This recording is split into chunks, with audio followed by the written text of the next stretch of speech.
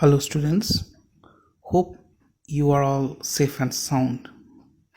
Considering the lockdown for the spread of COVID-19, we are studying our classes of MEG online. Myself, Dr. Kironmoy Chetia of Department of English, C.K.B Commerce College, and I am going to start the online classes with the second paper of MEG, which is on British drama. To start with, I have taken the play Pygmalion written by George Bernard Shaw. Today, let me talk about Pygmalion's title. The title of George Bernard Shaw's play Pygmalion is taken from an ancient Greek legend. Pygmalion, a sculptor. He makes a beautiful statue and falls in love with it.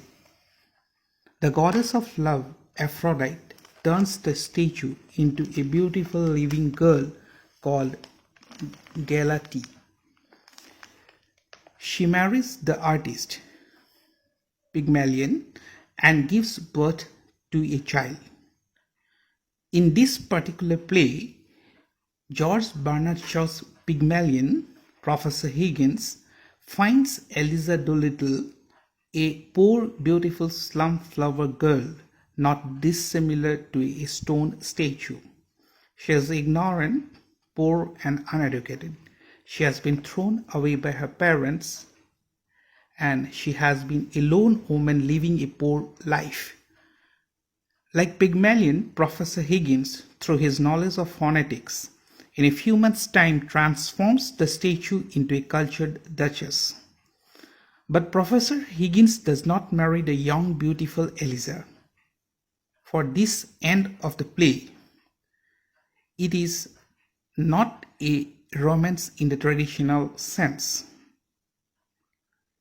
Eliza gets married with Freddie in the end. Pygmalion is not a romance as it could rightly have been called if Higgins and Eliza had fallen in love and married. Shaw has satirically called it a romance. The end is least natural. Shaw was not ready to give the traditional happy ending of the romance by marrying Higgins and Eliza, as the readers would have also desired. But it often happens in plays and novels that characters come alive on their own account and want to behave differently from what the author intended. Higgins and Eliza might not have lived happily ever after as the hero and heroine live in traditional romances, but they were certainly better matched than Eliza and feeble Freddie.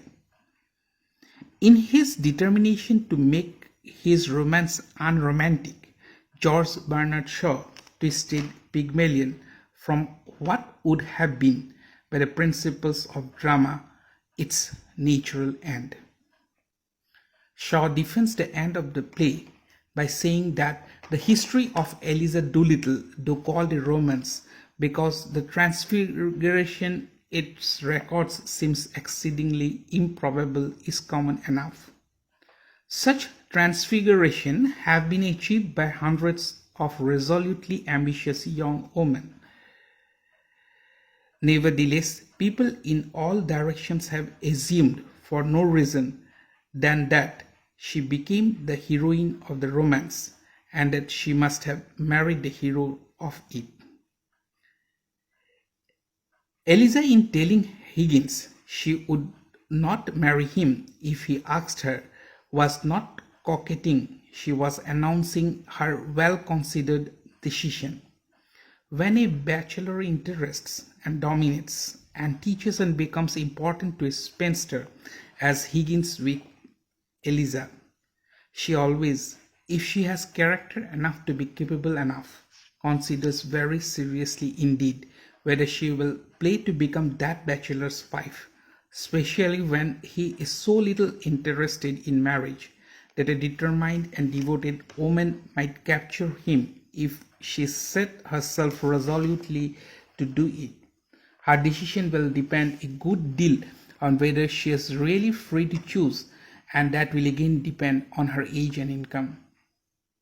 If she is at the end of her youth and have no security of her livelihood, she will marry him because she must marry anybody who will provide for her. But at Eliza's age, a good-looking girl does not feel that pressure. She feels free to pick and choose. Therefore, she is guided by her instinct in the matter. Eliza's natural instinct guides her not to marry Higgins. She knows that Higgins remains a strong interest in her life.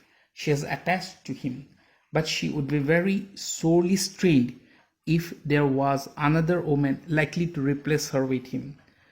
When she feels that there will be another woman in Higgins' life, she takes the decision of not marrying him. When Higgins reveals his indifference to young women on the ground that they had an irresistible rival in his mother, he gives the clue to his deep-rooted old bachelordom. The case is uncommon only to the extent that remarkable mothers are uncommon. If an imaginative boy has sufficiently rich mother who has intelligence, personal grace, dignity of character without harshness, and a cultivated sense of the best art of her time to enable her to make room beautiful, she sets a standard to him against which very few women can struggle. Besides affecting for him a disengagement of his affections, his sense of beauty, and his idealism from his especially sexual impulses. This makes Higgins a standing puzzle to uncultivated people.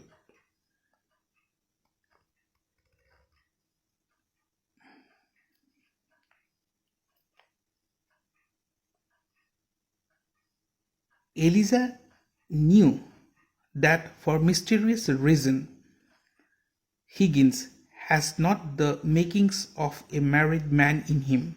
According to her conception of husband, who could take in nearest, fondest, and warmest affection for a wife. Even if there was no mother as a rival, Higgins has his philosophy, Milton, and phonetics. Eliza also knew Higgins' dominating superiority and his impetuous bullying. In the course of the play, when Higgins hears from Eliza her decision to marry Freddie, for she thinks he loves and would make her happy, Higgins frankly asks her, "In short, you want me to be as infatuated about you as Freddie? Is that it?" Eliza replies with equal sincerity, "No, I don't. That is not the sort of feeling I want from you. And don't you be too sure of yourself or of me. I could not have been a bad girl if I had lied. I have been more of something than you for all your learning. Girls like me can track gentlemen down to make love to them easy enough. I want a little kindness. I know I am a common ignorant girl and you a good learned gentleman, but I am not dirt under your feet. What I have done, what I did was not for the dresses and taxis. I did it because we were pleasant together, and I come. Not to want you to make love to me, and not forgetting the difference between us, but like and more friendly." Such was the strong confession of Eliza before Professor Higgins. In this way, the crisis between Eliza and Professor Higgins is resolved through discussion. They liked each other, but this was not love. Higgins remains a bachelor by his choice, and Freddie marries Eliza of his love for her. She also loves him. So even though the hero and heroine are not married or love each other, the heroine marries Freddy and loves him. So the play cannot be termed as a tragedy in the traditional sense. Shaw maintains his idea that sentiments and romance are necessary for good marriage. So we can say that George Bernard Shaw maintains his idea that sentiments and romance are necessary for a good marriage. His play Pygmalion is based on his ideas on education. And we can say that phonetics is the central theme of the play Pygmalion. That's all about Pygmalion and its theme. So today I would like to end my class with it. Thank you very much, and until we meet again, stay safe. Thank you very much once again.